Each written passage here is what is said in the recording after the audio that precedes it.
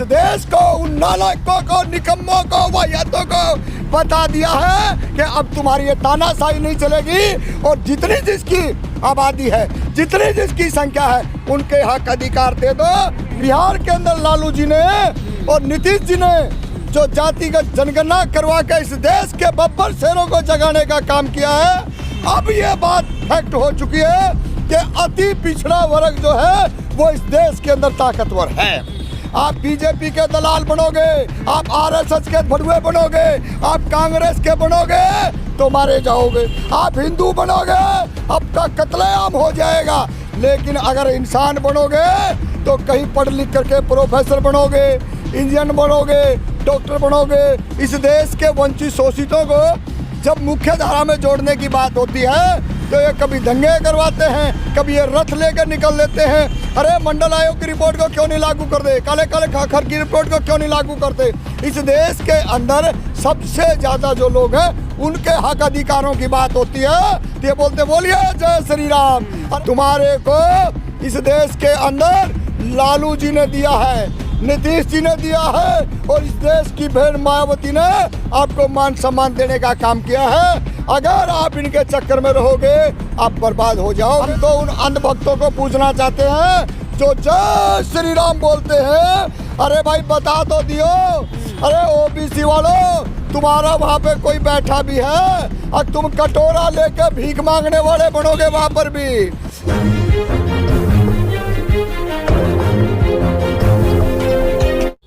नमस्कार दोस्तों, national India news देख रहे हैं आप और मैं सुशील कुमार।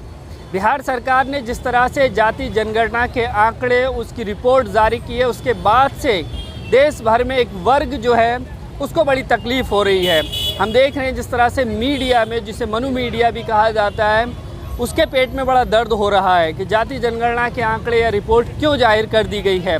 मेरे साथ इस मुद्दे पर हम बात करेंगे। हमारे साथ में रामफल जांगड़ा जी हैं जो लगातार बहुजन समाज के मुद्दों पर और समसामयिक मुद्दों पर जो है अपनी बेबाक राय रखते हैं। सर, सबसे पहले तो मैं ये जानना चाहूँगा आपसे कि ये जाति जनगणना की जो रिपोर्ट आई है इसको आप कैसे देखते हैं, कितना ज़रूरी था, लंबे समय से जो है इसकी मांग की जा रही थी। पहले तो आपके व्यूअरों को जय भीम, जय ज्योति, जय माता सावित्रीबाई फुले, जय फातिमा शेख। और ये तो बड़ी खुशी की बात है, इसमें तो कोई दो राय नहीं है। जिस भूखे को आपने हजारों सालों के बराबर, मतलब 100 साल होने जा रहे हैं, 1931 के अंदर 30 में ये गणना होती है और उसके आंकड़े पेश किए जाते हैं और उसके बाद लगातार जिस तरीके से इन्होंने उसको दबाने का काम किया और कहीं पर भी सार्वजनिक नहीं होने दिया और तमाम पदों के ऊपर, चाहे वो शिक्षा का हो, चाहे वो राजनीतिक का हो, चाहे इस देश की कॉमनलैंड हो, तमाम जो मलाईदार पद हैं उन पर ये बड़ी शालीनता से और बड़े चतुराई से बैठे रहे ताकि इनकी औलादें, इनकी बच्चे स्कूल कॉलेजों में ना पढ़े, चुटियाधारी की औलाद कॉलेज में पढ़े। अब उन चुटियाधारियों को इस बात का पता लगे कि ये जो बिहार के अंदर लालू जी ने और नीतीश जी ने जो जातिगत जनगणना करवा के इस देश के बब्बर शेरों को जगाने का काम किया है, अब ये बात फैक्ट हो चुकी है कि अति पिछड़ा वर्ग जो है वो इस देश के अंदर ताकतवर है। वो अपनी ताकत को पहचानेगा। जिस तरीके से एससी को, एसटी को संवैधानिक दायरे के अंदर अपने राजनीतिक हक मिलते थे, शिक्षा के हक मिलते थे, उसी तरीके से ओबीसी समाज के जितने भी जो हैं उनको सारे हक मिले, चाहे वो शिक्षा का हो, चाहे देश की कॉमनलैंड हो, चाहे इस रोड के ठेके हो, चाहे इस देश के सीवरेजों को ठेके हो और चाहे इस देश के अंदर गैस एजेंसियों जैसे जो बड़े बड़े पैसे वाले बनते हैं, बड़े बड़े राजनीतिक घरानों की तरफ बढ़ने का जो कार्य जांगड़ा जी, जिस तरह से ओबीसी की जो जनसंख्या है वो 63% करीब बताई जा रही है और ये कहा जा रहा है कि ये जो है मंडल बनाम कमंडल की राजनीति को धार देने का काम किया जा रहा है। खासतौर से बीजेपी ये कह रही है कि ये भ्रम फैलाना चाह रहे हैं। अब देखिए 90 के अंदर इसी बीजेपी ने मंडल उठाया और मंडल आयोग की रिपोर्ट को रोकने का काम किया। हम उसी टाइम कह रहे थे बीजेपी आरएसएस इस देश के लिए हत्यारी है और वो हत्या करवाने का काम किया। कहाँ पे आप बावरी मस्जिद ढाने चले गए, ओबीसी के लोगों को मरवाया, और 2002 के अंदर गुजरात दंगे में जाके मुसलमानों को मरवाया। तो ये बात देख लेना चाहिए। अभी राम मंदिर भी बात आ गई, अभी जनवरी के अंदर ये बड़े ढोल धमाके से आएंगे और कहेंगे देखियो हमने राम मंदिर का शिलान्यास भी कर दिया, आपके सुपुर्द भी कर दिया। हम तो उन अंधभक्तों को पूछना चाहते हैं जो जय श्री राम बोलते हैं, अरे भाई बता तो दियो, अरे ओबीसी वालों तुम्हारा वहाँ पे कोई बैठा भी है और तुम कटोरा लेके भीख मांगने वाले बनोगे वहाँ पर भी। तुम्हारे को इस देश के अंदर लालू जी ने दिया है, नीतीश जी ने दिया है, और इस देश की बहन मायावती ने आपको मान सम्मान देने का काम किया है। अगर आप इनके चक्कर में रहोगे आप बर्बाद हो जाओगे। कहा जा रहा है कि अब बड़ी क्रांति होने वाली है, और बीजेपी के अंदर भी जो ओबीसी के नेता हैं उनका भी जो है अब एटीट्यूड बदल रहा है। जिस तरह से अनुप्रिया पटेल का आपने बयान सुना होगा। सुषमा वो क्या नाम है, वो बिहार की ओर है जो भगवा कपड़े पहनते यूपी से, उमा भारती के रंग और ढंग नहीं दिखते आप लोगों को। हाँ। किस तरीके से कहती है कि अब मेरे को तकलीफ हुई है।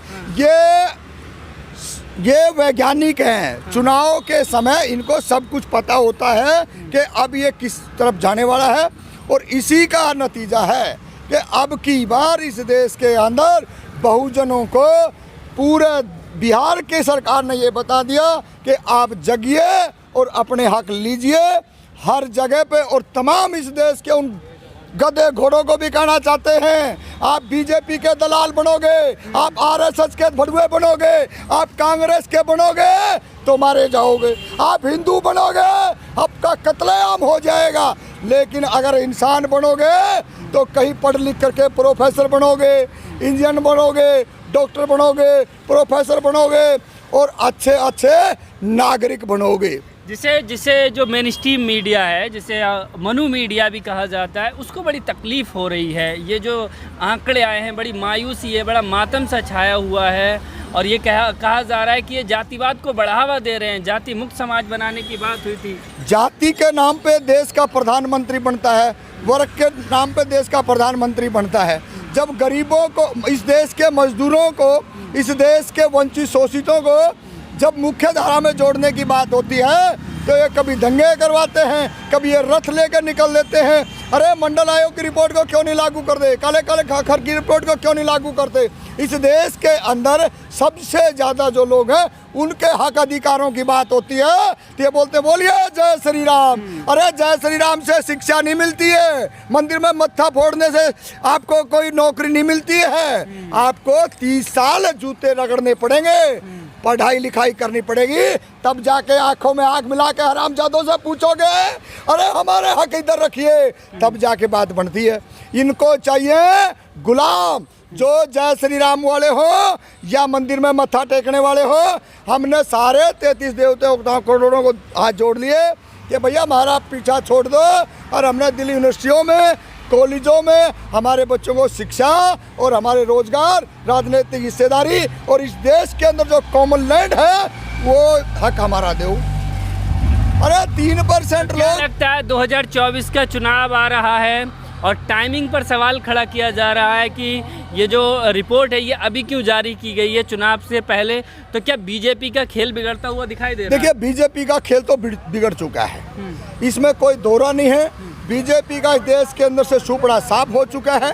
अब समझना है कांग्रेस को, समझना है इस देश के बहुजन समाज के लोगों को, ताकि अगर वो समय रहते सचेत हो जाते हैं तो ये देश बच जाएगा।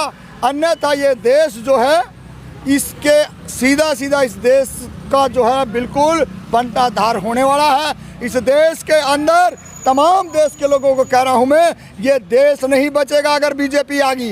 ये सीरिया बन जाएगा, रातों को बहन बेटियों को जलाया जाएगा, सरेआम रेप किए जाएंगे और कोई इस देश में सुनने वाला नहीं होगा। अगर आप एकजुट नहीं हुए तो आपका वो हर्ष होने वाला है। ये भारत नहीं, ये इंडिया नहीं, ये सीरिया बन जाएगा। ये बीजेपी वाले, ये खाकी चड्डी वालों से आप लोगों को बचना पड़ेगा। एक सवाल और है कि ये बात कही जा रही है कि अभी क्यों, इससे पहले जो है क्यों ये रिपोर्ट जारी नहीं की गई थी, और देश भर में अब ये मांग हो रही है कि पूरे देश का जो है वो सर्वे होना चाहिए। देखिए, देर से ही सही, हमारे को आज से नहीं है, बहुत पहले से पता है।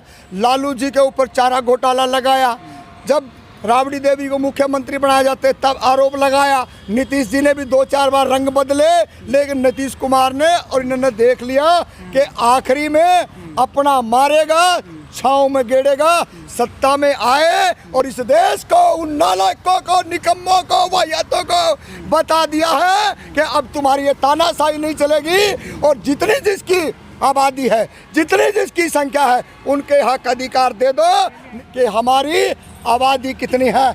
हमारे अंदर कोई किसी चीज की टैलेंट की कमजोरी नहीं है। चिंगारी छोड़ दी है, चिंगारी छोड़ दी। अब समझना है कांग्रेस को और उन बीजेपी के अंधभक्तों को गुलाम बन के रहना है देश के अंदर। जिस कांग्रेस ने रिपोर्ट जारी नहीं की थी, आंकड़े सर्वे हुआ लेकिन जारी नहीं किए, अब वो कांग्रेस भी कह रही है। देखिए, 2011 में कांग्रेस ने जारी नहीं की, जिसका खामियाजा आज कांग्रेस 10 साल से भुगत रही है।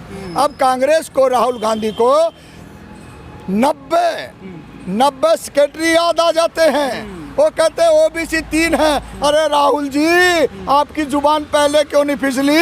अगर पहले ये बता देते 2011 में जो जाति जनगणना हुई थी उसके आंकड़े पेश करने पड़ते तो आज आपके ये बुरे दिन नहीं होते। ये समझना है देश की जनता। तो क्या पूरे देश भर में भी होना चाहिए? बिल्कुल, तमाम इस देश के जनता से अपील करते हैं कि आप अगर जिंदा हो तो आप अपने एरिया में बिहार की धरती से जो आवाज़ आई है उसको लेकर के आप लड्डू बांटें और तमाम देश को लोगों को बताएं कि ये जाति जाति जाति नहीं है, इसके अंदर बहुत कुछ माल छिपा हुआ है और उसको समझने की ज़रूरत है। तमाम देश में जहाँ जिस राज्य में है, आप अपनी सरकारों पे, प्रशासन पे दबाव बनाएं और जातिगत जनगणना कराएं और इन चोर लुटेरे बदमाशों को, बीजेपी वालों को वोट देना बंद करें। चलिए।